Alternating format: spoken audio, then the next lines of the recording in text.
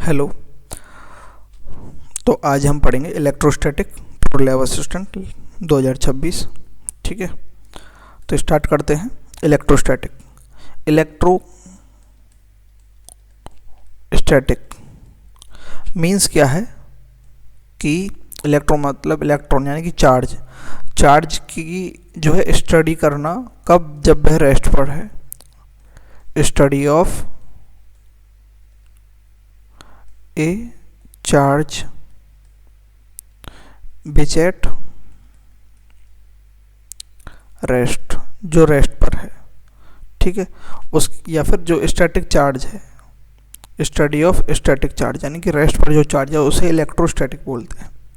तो सबसे पहले बात ये आती है कि चार्ज है क्या। तो चार्ज क्या है, जैसे कि हर किसी बॉडी का जैसे मास होता है, ठीक है, मास उसकी फंडामेंटल यूनिट होती है, सबसे स्मॉलेस्ट यूनिट मास जो होता है, ऐसे ही जो फंडामेंटल प्रॉपर्टी होती है मैटर की, जिसके कारण वह इलेक्ट्रिक और मैग्नेटिक फील्ड जो है वह फील करता है या फिर इलेक्ट्रिक और मैग्नेटिक फील्ड जनरेट करता है, जिसके कारण उसे चार्ज बोलते हैं। तो ये क्या, charge is a fundamental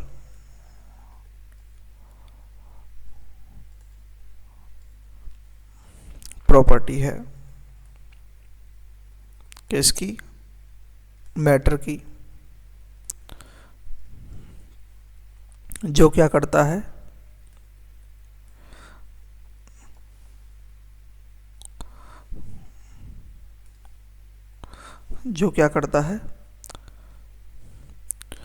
particle को क्या करवाता है,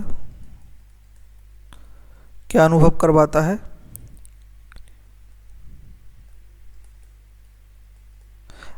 इलेक्ट्रिक एंड मैग्नेटिक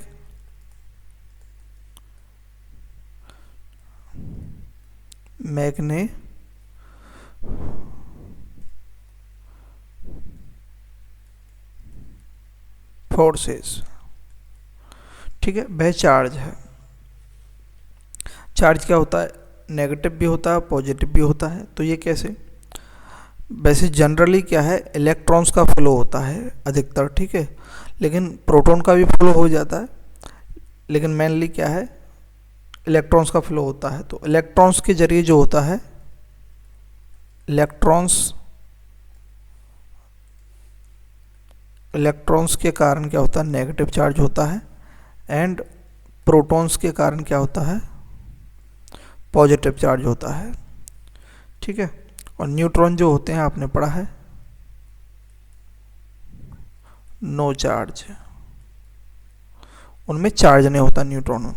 ये अंदर की बात है। इलेक्ट्रॉन्स, प्रोटॉन के अंदर जो है, जो क्वार्क होते हैं, ठीक है, तो छोड़ो वो, तो ठीक है, वो इम्पोर्टेंट नहीं है इस लेवल से। तो चार्ज की जो है ऐसा यूनिट क्या होती है,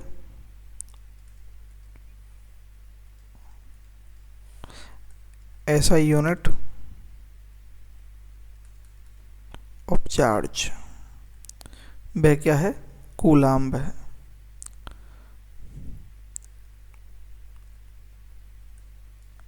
जिसे हम सी से डिनोट करते हैं।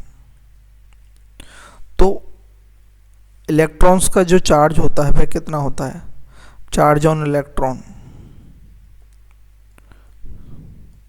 वह कितना होता है, -1.6 इंटू 10⁻⁻19 कूलाम। ठीक है, प्रोटॉन का क्या होगा, यही प्लस में हो जाएगा, प्लस के 1.6 इंटू 10⁻⁻19 कूलाम। तो बात यह है कि इससे कम जो है, एक और बात देख लेते हैं इससे पहले, जो कभी भी जो चार्ज होता है वह हमेशा कांस्टेंट रहता है, मतलब चार्ज कंजर्व रहता है। ठीक है, तो Q डैश अगर हम लिखें तो यह क्या है, Q1 प्लस Q2 रहेगा, मतलब कंजर्व रहेगा चार्ज, मतलब एक बॉडी से निकल कर जाएगा तो दूसरी में जाएगा। जो एडिटिव प्रॉपर्टी जो होती है चार्ज की, वह जुड़ भी जाती है, और चार्ज क्या रहता है, कंजर्व रहता है।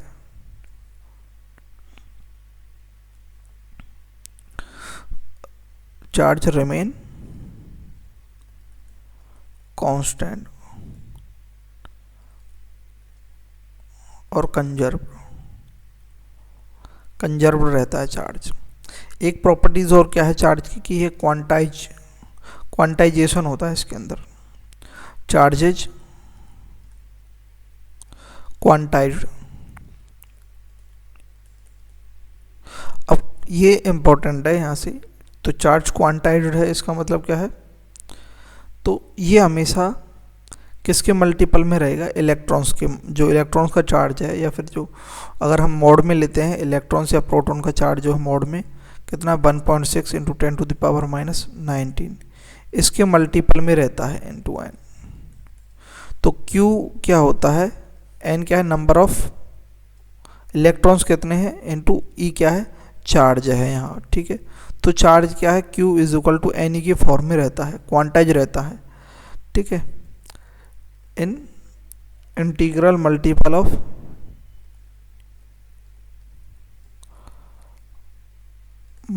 ऑफ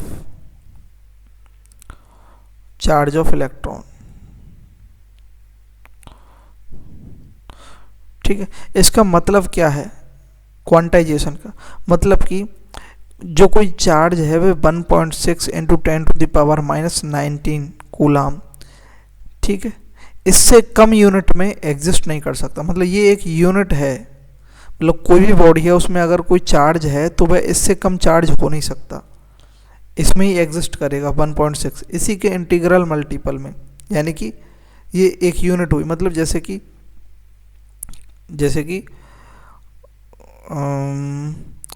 कि घर के अंदर जो ब्लॉक्स होते हैं या फिर जो ईंट होती हैं, ब्रिक जो होती हैं, उनसे छोटी यूनिट है ही नहीं बनाने के लिए मान लेते हैं, ठीक है।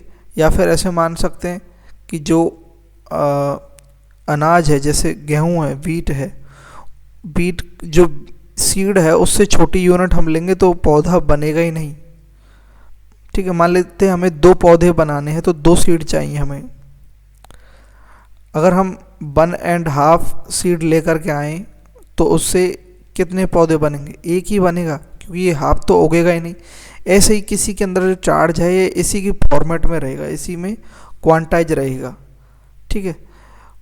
क्वांटाइजेशन का मतलब ये है, मतलब इससे कम यूनिट पर ये 1.6 इंटू 10⁻⁹ कूलाम जो है इससे कम यूनिट पर चार्ज एग्जिस्ट नहीं कर सकता।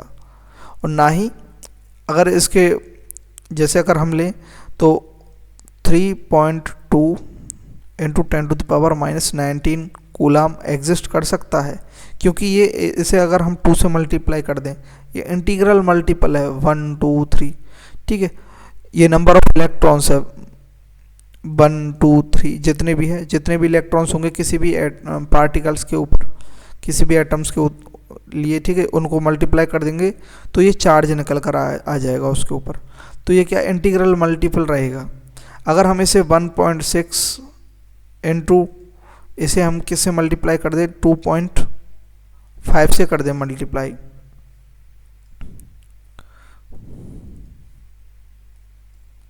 तो ये आ जाएगा, कितना आ जाएगा, ये 3, ठीक है। अगर हम इसे जैसे अगर हमने 2 से मल्टीप्लाई किया तो हमें ये मिल गया, ये तो ये करेक्ट है। और अगर हम इसे किससे 2.5 से मल्टीप्लाई कर देंगे तो कितना मिलेगा, 3 इंटू 10⁻⁻⁹। तो ये चार्ज एग्जिस्ट करेगा या नहीं, तो ये जो चार्ज है ये एग्जिस्ट नहीं करेगा, ये इसके इंटीग्रल मल्टीपल नहीं है, ठीक है। तो ये एग्जिस्ट नहीं करेगा। 1.6 कर सकता है, 3.2 कर सकता है, 4.8 कर सकता है इंटू 10⁻⁻⁹, ठीक है, 6.4 इंटू 10⁻⁻⁹, ये एग्जिस्ट कर सकता है, ठीक है। इसके इंटीग्रल मल्टीपल में एग्जिस्ट कर सकता है, उसे क्वांटाइजेशन ऑफ चार्ज बोलते हैं, ठीक है। नेक्स्ट देखते हैं, चार्ज जो है एडिटिव प्रॉपर्टी शो करता है, और चार्ज का क्या हो सकता है, रीडिस्ट्रीब्यूशन ऑफ चार्ज, रीडिस्ट्रीब्यूशन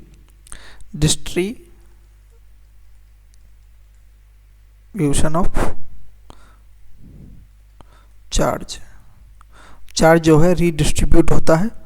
तो मैं कॉन्सेप्ट जो है आपके क्लियर करते हुए चलता हूँ, ज़्यादा जो है अंदर नहीं जाने की कोशिश करूँगा, ठीक है। जो काम का है वही चलते हैं। तो रीडिस्ट्रीब्यूशन का मतलब चार्ज जो है फ्लो होकर के रीडिस्ट्रीब्यूट हो जाता है। डिस्ट्रीब्यूट मतलब बट जाता है। जैसे कि मान लेते हैं ये एक कोई क्या है, थोड़ा सा बड़ा बना लेते हैं स्फीयर। ये कोई स्फीयर है, ठीक है। इसकी जो रेडियस है वह क्या है, r1 रेडियस मान लेते हैं, और इस पर जो चार्ज है वह q1 चार्ज है। एक ये दूसरा जो है ये स्फीयर है, ठीक है।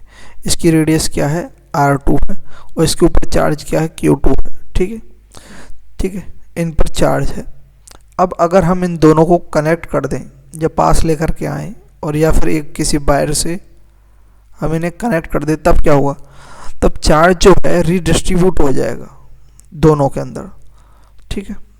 तो इसको कनेक्ट करने के बाद क्या हो जाएगा, इस पर जो चार्ज होगा, इस पर चार्ज होगा Q1 डैश, कुछ अलग चार्ज होगा, क्योंकि कुछ अगर मान लेते हैं इस पर ज़्यादा चार्ज है तो वह फ्लो होकर इधर चला जाएगा, ठीक है, और ये आपस में अपने हिसाब से इक्वली डिस्ट्रीब्यूट हो जाएंगे, ठीक है। अब वो कैसे होंगे अभी देखते हैं बस। और इस पर जो चार्ज होगा वह क्या हो जाएगा, Q2 डैश, ठीक है।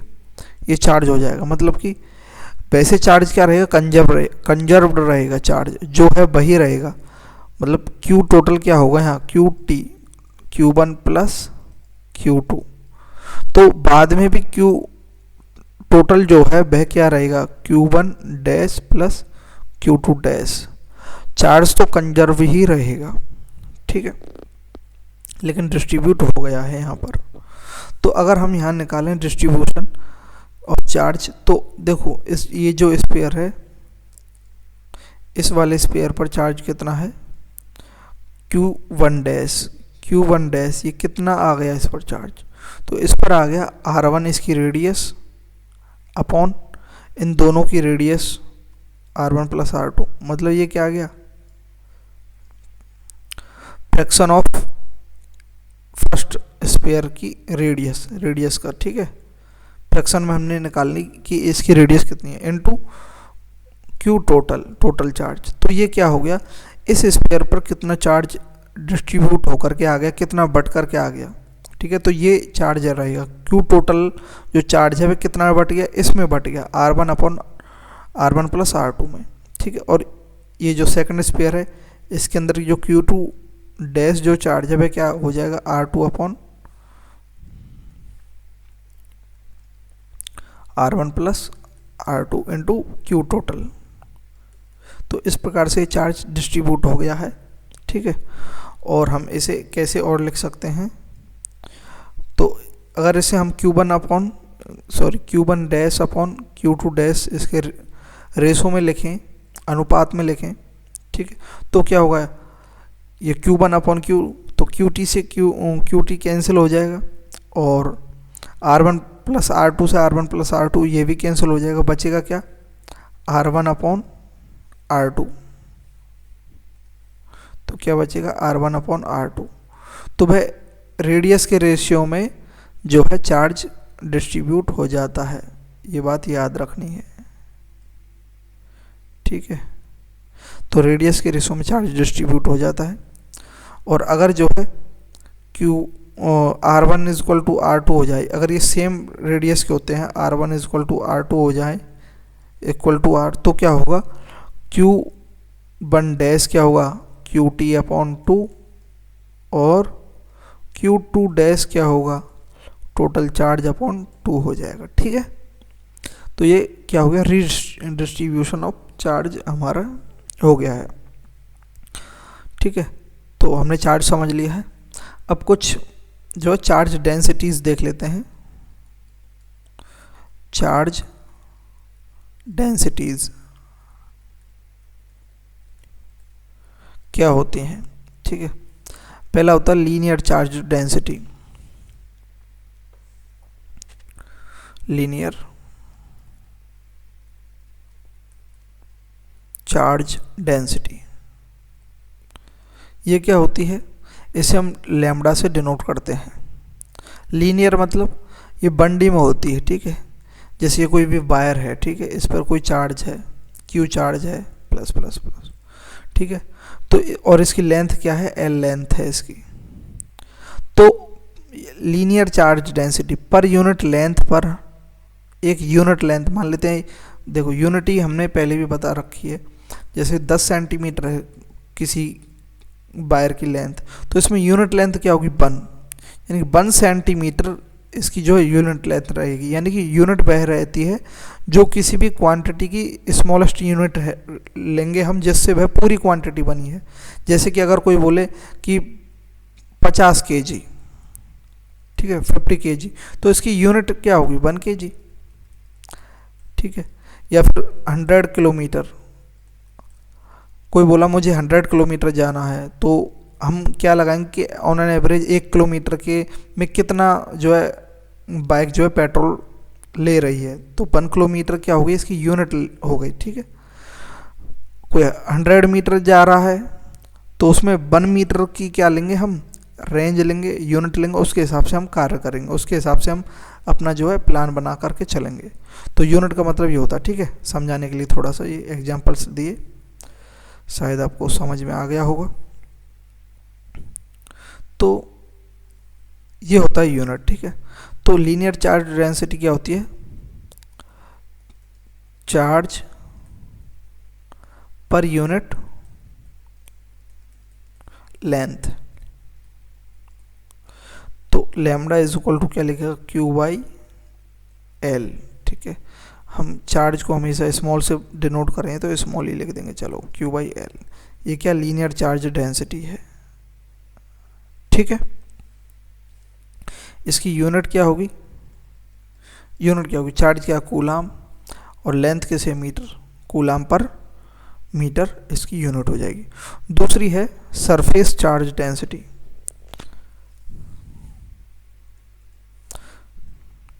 सरफेस चार्ज डेंसिटी, इसे हम किससे डिनोट करते हैं, इसे हम सिग्मा से डिनोट करते हैं, सिग्मा से। ये क्या है, charge per unit area, per unit. तो ये इसमें क्या रहेगा, कोई भी 2D, ये तो हो गई 1D, 1 डायमेंशनल कोई भी चीज़ है, वायर वगैरह हो गए वो 1D में आ गए। कोई भी जैसे डिस्क हो गई, रिंग हो गई, ठीक है, ये सब इसमें किस में आएंगे, 2D के अंदर। डिस्क हो गई, रिंग हो गई, या फिर कोई स्क्वायर हो गया, फ्लैट स्क्वायर हो गया, ठीक है, ये सारे 2D हैं। तो उसमें जैसे ये स्क्वायर, या फिर ये कोई, जैसे ये कोई स्क्वायर है, ठीक है, तो इसका जो है, इसके ऊपर ये सीट है, मान लेते हैं स्क्वायर सीट है, इस पर चार्ज क्यू है, तो इसके यूनिट एरिया पर मान लेते हैं ये कोई यूनिट एरिया है, इस पर चार्ज क्या है, वह है सरफेस चार्ज डेंसिटी, सरफेस पर जो डेंसिटी है, ठीक है। तो यूनिट एरिया के हिसाब से जो होगा, तो ये सिग्मा इज इक्वल टू क्या होगा, Q/एरिया। एरिया किसी का भी हो सकता है, अगर आप सीट ले रहे हैं तो स्क्वायर सीट ले रहे हैं तो स्क्वायर का एरिया A स्क्वायर, अगर आप सर्किल ले रहे हैं या फिर डिस्क ले रहे हैं, सर्किल ले रहे हैं, तो इसका एरिया क्या होगा, πr स्क्वायर हो जाएगा, ठीक है। तो सरफेस चार्ज डेंसिटी क्या है, चार्ज पर यूनिट एरिया। इसकी जो है यूनिट क्या होगी सरफेस चार्ज डेंसिटी की, ये C से कूलाम, और एरिया किस में होता है, मीटर स्क्वायर में, कूलाम पर मीटर स्क्वायर इसकी यूनिट हो जाएगी, ठीक है। और थर्ड है और इम्पोर्टेंट भी है, वॉल्यूम चार्ज डेंसिटी। ये क्या होती है, ये 3D जो ऑब्जेक्ट्स होते हैं, 3D जो शेप्स होती हैं, ठीक है, उनके अंदर होता है। ये क्या है, चार्ज पर यूनिट वॉल्यूम।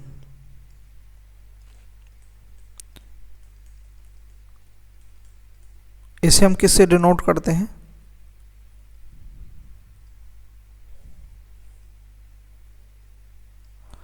इसे हम डिनोट करते हैं किससे, रो से, ठीक है, रो से डिनोट करते हैं।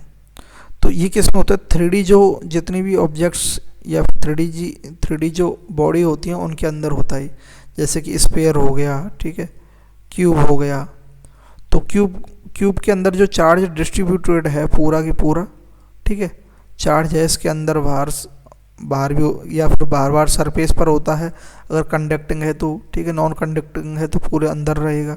तो इसकी जो चार्ज डेंसिटी रहेगी वह क्या होगी, चार्ज जो है पर यूनिट वॉल्यूम।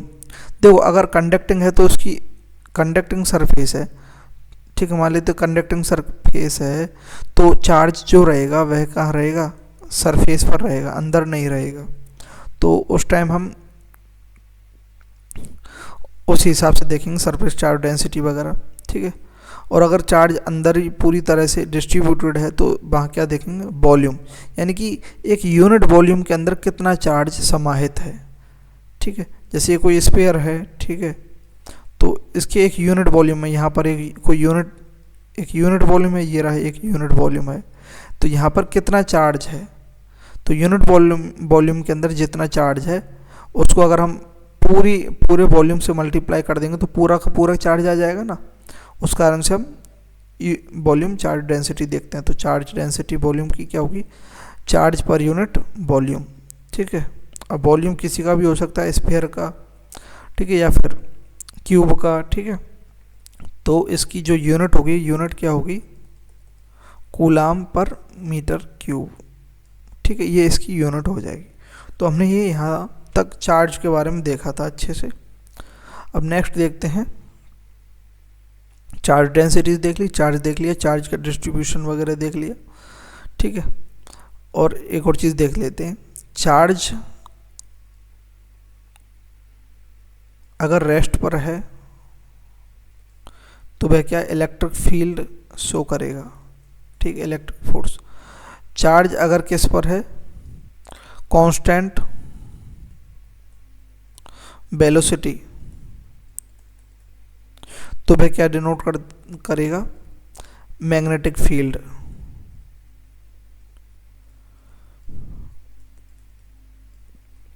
और चार्ज अगर जो है एक्सीलरेटिंग है,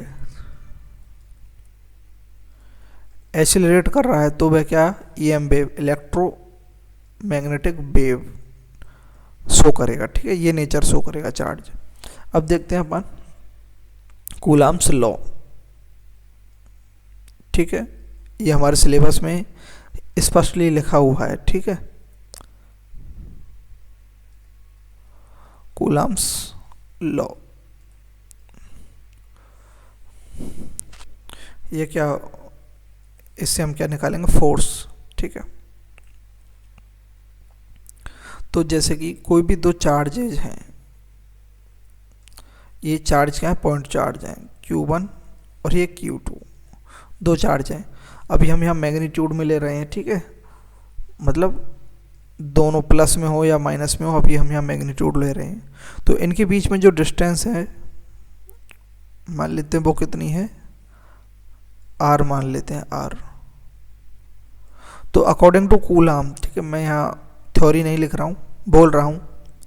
तो कूलाम ने क्या बताया कि जो दो पॉइंट चार्जेज हैं वे R डिस्टेंस पर हैं, तो उनके बीच में जो फोर्स है वह डायरेक्टली प्रोपोर्शनल होगा चार्ज के मैग्नीट्यूड पर, Q1 एंड Q2 इनके मल्टीप्लिकेशन के डायरेक्टली प्रोपोर्शनल रहेगा। मतलब जितना इनका मल्टीप्लिकेशन बढ़ेगा, इनकी चार्ज बढ़ेगा, फोर्स भी बढ़ेगा। दूसरा स्टेटमेंट दिया कि फोर्स जो है इन्वर्सली प्रोपोर्शनल रहेगा किसके, स्क्वायर ऑफ डिस्टेंस के, बिटवीन देम चार्जेज, उन चार्जेज के बीच में जो डिस्टेंस है उसके स्क्वायर के इन्वर्सली प्रोपोर्शनल रहेगा।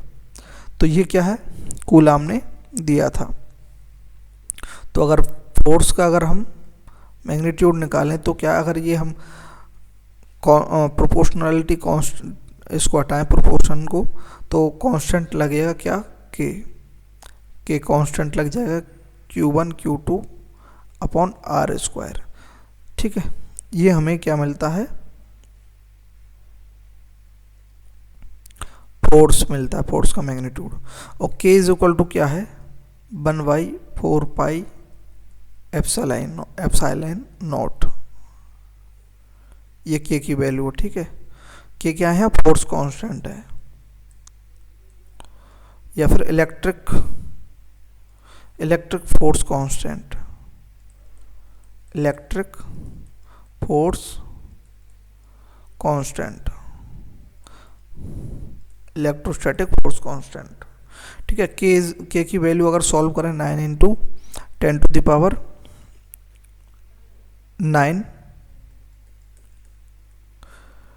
Newton metre square upon coulomb square, ये किसकी है, के की यूनिट है। और यहाँ जो ये एप्सिलॉन नॉट है, ये क्या परमिटिविटी ऑफ फ्री स्पेस होता है। एप्सिलॉन नॉट क्या है, परमिटिविटी ऑफ फ्री स्पेस। तो एप्सिलॉन नॉट को हम क्या लिख सकते हैं, 8.85 इसकी वैल्यू इंटू 10⁻⁻12। तो इसकी बताइए, इसकी यूनिट क्या होगी, अपॉन में है एप्सिलॉन नॉट, तो इसकी यूनिट जो है के जस्ट रेसिप्रोकल हो जाएगी, अपोजिट हो जाएगी। तो ये क्या हो जाएगी, coulomb square upon newton metre square हो जाएगी ना, ठीक है। इसको 1 अपॉन में है ना, देखो ये तो 4 पाई तो क्या कांस्टेंट है ना, तो ये 1/ε0 ही तो है के की वैल्यू, तो ये है, ठीक है। अब हम इसमें फोर्स जो कूलाम है, अब एक चीज़ और देख लेते हैं। एक तो हमने यहाँ देख लिया, ये है फोर्स कांस्टेंट, ठीक है, ये फोर्स कांस्टेंट है यहाँ के कांस्टेंट को हम देखो, के कहीं पर तो है स्प्रिंग कांस्टेंट, कहीं पर है इलेक्ट्रिक फोर्स कांस्टेंट, तो के की वैल्यू जो है हम उसी हिसाब से रखते हैं। के एक प्रकार से कांस्टेंट को डिनोट करता है, ठीक है। तो एक के को हम, या फिर ई आर को क्या है, डाइलेक्ट्रिक कांस्टेंट बोलते हैं, डाइलेक्ट्रिक कांस्टेंट, यानी कि ये क्या है, रिलेटिव परमिटिविटी ऑफ स्पेस, ठीक है। या फिर हम इसे और क्या बोल सकते हैं, या रिलेटिव परमिटिविटी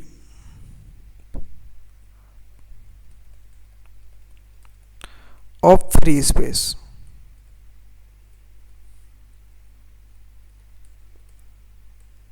ये क्या होती है, ये आर या फिर के, डाइलेक्ट्रिक कांस्टेंट है यहाँ पर के, ठीक है।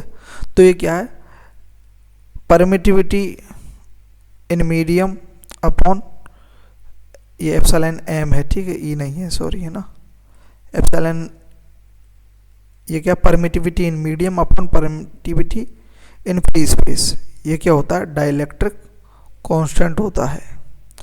मतलब फ्री स्पेस के रिलेटिव में कितनी परमिटिविटी है मीडियम की, यह क्या बताता है, डाइलेक्ट्रिक कांस्टेंट बताता है। ये क्या है, परमिटिविटी ऑफ मीडियम, ठीक है। जैसे ये Q1 चार्ज है और ये Q2 चार्ज है, ठीक है, इनके बीच में कोई मीडियम है, तो जैसा मीडियम है उस हिसाब से इनका जो इलेक्ट्रिक फोर्स है कम या ज़्यादा होगा। तो सीधी सी बात है, सबसे ज़्यादा तो क्या है, फ्री स्पेस में होगा, और इनके बीच में वाटर आ जाए या फिर कोई और सब्सटेंसेस आ जाते हैं, तो वो क्या है, मीडियम की जो परमिटिविटी है वो इस फोर्स को क्या है, कम करेगी, ठीक है। तो यहाँ हम देखेंगे फोर्स इन मीडियम, हमने इससे पहले ये जो देखा था, ये जो फॉर्म थी, ये क्या थी, फोर्स किस में है यहाँ, और अच्छे से अगर हम यहाँ लिख दें, फोर्स यहाँ 1/4 epsilon 1/4 pi epsilon not into Q1 Q2 upon R square, ठीक है, ये है। तो ये किस में, फोर्स इन फ्री स्पेस, ठीक है। अगर हम मीडियम में देखें फोर्स को, ठीक है, फोर्स इन मीडियम मीडियम। तो यह क्या रहेगा, यह किसके बराबर होगा, ये फोर्स इन जो एयर में है, force in air upon dielectric constant. ठीक है, क्योंकि देखो फोर्स को क्या लिखेंगे हम, 1/4 pi epsilon not into Q1 Q2 upon R² और अपॉन में के मतलब ER। ठीक है, एप्सिलॉन ER। तो इसको अगर मल्टीप्लाई करेंगे तो ये क्या हो जाएगा, ऊपर जा कर के मल्टीप्लाई होगा तो 1/4 पाई एप्सिलॉन नॉट ER या फिर के Q1 Q2 अपॉन R²। तो एप्सिलॉन नॉट इंटू ER क्या होता है, एप्सिलॉन M होता है। देखो इसे देखेंगे, अगर इधर इसको मल्टीप्लाई कर देंगे तो एप्सिलॉन M आ जाएगा, यानी परमिटिविटी ऑफ मीडियम निकल कर आ जाएगी। ठीक है, तो फोर्स इन मीडियम क्या होगा, force in air upon dielectric constant. Dielectric constant क्या होता है, permittivity of, relative permittivity of, free space नहीं होगा, रिलेटिव परमिटिविटी होगा। ये क्या रिलेटिव परमिटिविटी होता है,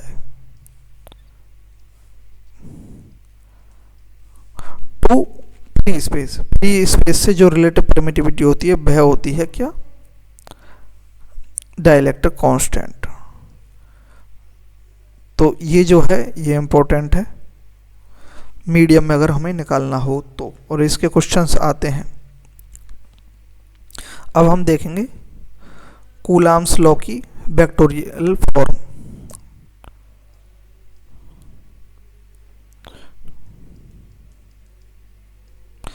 वेक्टर फॉर्म ऑफ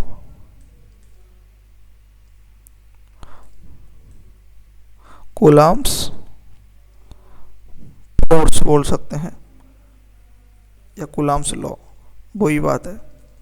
तो वेक्टर के फॉर्म में क्या होता है, तो फोर्स जैसे कि पहले यहाँ बता देता हूँ मैं। देखो ये कोई Q1 है, ये Q2 है। ठीक है, अगर हम इन दोनों को प्लस चार्ज में लेते हैं, दोनों अगर पॉजिटिव हैं, दोनों पॉजिटिव है, मैं समझा रहा हूँ यहाँ। ठीक है, तो ये आपस में रिपेल करेंगे एक दूसरे को। ठीक है, तो अगर हम देखेंगे कि फोर्स, अगर हम 2 पर देखें, फोर्स ऑन 2 ड्यू टू 1, तो किस डायरेक्शन में रहेगा, इस डायरेक्शन में। और फोर्स ऑन 1 ड्यू टू 2, मतलब force on 1 due to 2, first Q charge पर दूसरे से फोर्स क्या होगा, अपोजिट डायरेक्शन में होगा ना। ठीक है, तो ये हम वेक्टर फॉर्म से निकालेंगे। ठीक है, ये जो हमें डायरेक्शन बताता है, वेक्टर ही तो डायरेक्शन बताता है। वेक्टर पढ़े हैं ना, नहीं पढ़े हैं तो एक बेसिक मैथमेटिक्स का लेक्चर है मेरा, वो मैं यहाँ डिस्क्रिप्शन में दे दूँगा। तो हम दो कोई Q चार्ज हैं, दोबारा बना देता हूँ यहाँ, ये Q1 है, ये Q2 है। ठीक है, इनके बीच की जो डिस्टेंस है वह R है। ठीक है, तो फोर्स ऑन 1 ड्यू टू 2, यहाँ 1 और 2 का मतलब फोर्स ऑन 1 फर्स्ट चार्ज, ये फर्स्ट है, ये सेकंड है। ठीक है, Q1 Q2, force on Q1 due to Q2 is equal to क्या होगा, K Q1 Q2 upon R vector cube into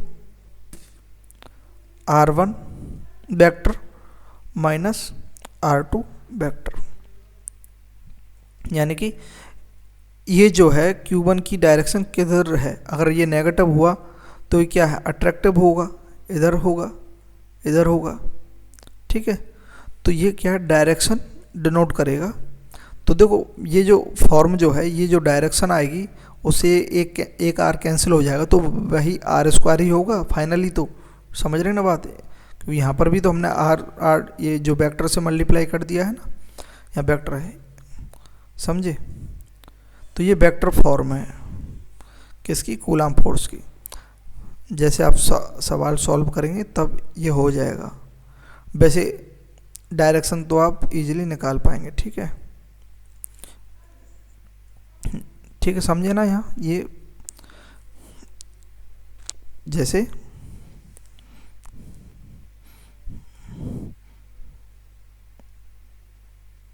जैसे देखो, ये कोई क्यूबन चार्ज है, ठीक है, कोई पोजीशन से ये कहाँ पर है, आर डिस्टेंस पर है, r1 डिस्टेंस, ठीक है, और ये q2 चार्ज है पोजीशन से r2 डिस्टेंस पर, r2 वेक्टर है, और इन दोनों के बीच की दूरी तो क्या है, r ही है। ठीक है, तो अब इनका जो वेक्टर फॉर्म है ना, तो देखो ये वेक्टर फॉर्म, ये वेक्टर फॉर्म, दोनों वेक्टर फॉर्म है, तो इसका जो रिजल्टेंट निकल कर आएगा वो क्या निकल कर आएगा। ठीक है, तो ये इनका जो रिजल्टेंट होगा वही क्या होगा, r1 minus r2, r1 minus r2 जो होगा ये वेक्टर फॉर्म दिखाएगा हमें। ठीक है, हम इसे ऐसे भी लिख सकते हैं, फोर्स ऑन 2 ड्यू टू 1, तो k q1 q2 upon r vector का क्यूब, ठीक है, into r2 vector minus r1। ठीक है, तो ये इस प्रकार से हो सकता है। तो ये हमने कूलम्ब्स लॉ भी देख लिया यहाँ।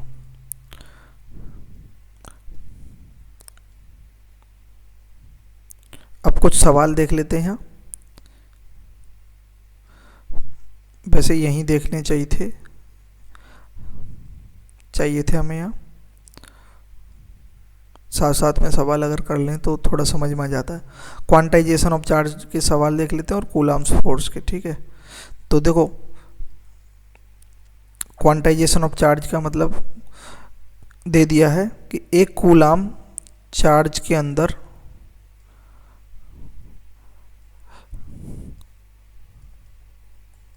कितने इलेक्ट्रॉन्स हैं, तो ये क्वेश्चन कर दिया। तो देखो सॉल्यूशन कैसे होगा, एक कूलम्ब चार्ज है उसके अंदर कितने इलेक्ट्रॉन होंगे, तो Q is equal to N ही होता है।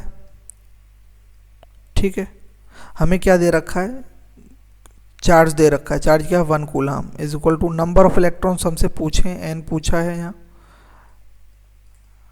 मतलब कितने इलेक्ट्रॉन्स है, इनटू E क्या है यहाँ फॉर्मूले के अंदर, E क्या है, चार्ज ऑन इलेक्ट्रॉन, तो चार्ज क्या होता है 1.6 into 10 to the power minus 19।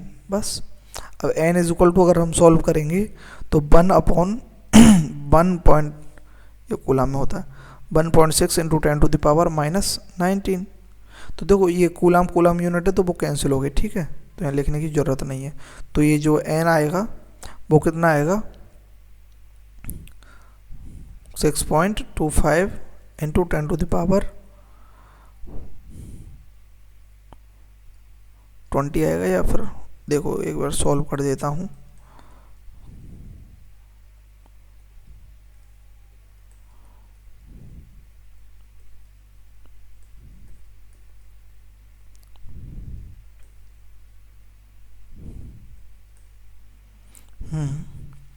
ठीक है, तो 0.10 टू द पावर प्लस 19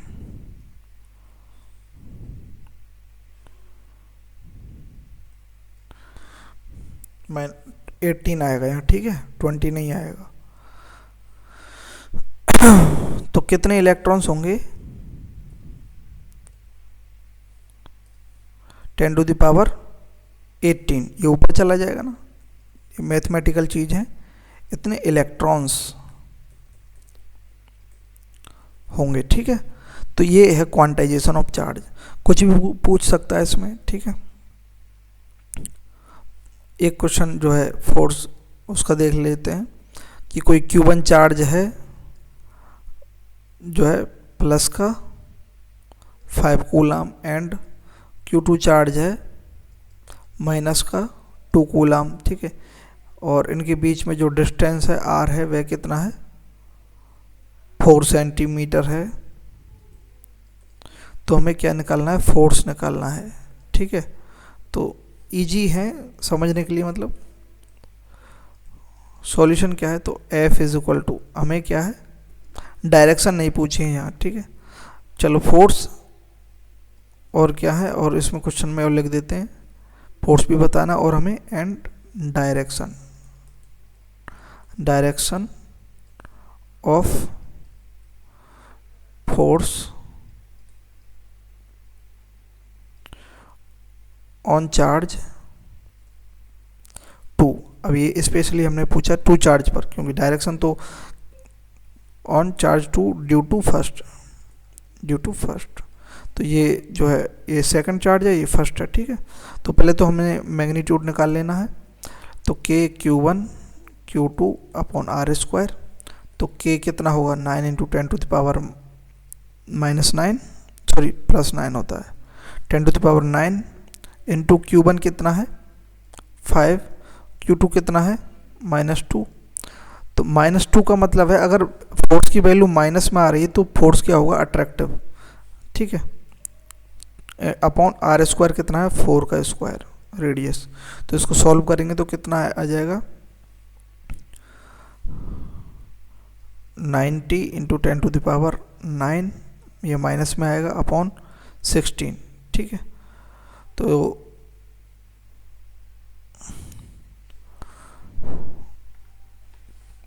इसको अगर हम 4 की जगह 3 रख देते हैं, ठीक है, ताकि इजीली सॉल्व हो जाता है। 3 सेंटीमीटर हमें दे रखी है, तो 3, तो 3 का अगर स्क्वायर करेंगे तो क्या आ जाएगा 9, तो ये क्या आ गया -10 इंटू 10 टू द पावर 9, ये क्या है हमारा फोर्स है, न्यूटन।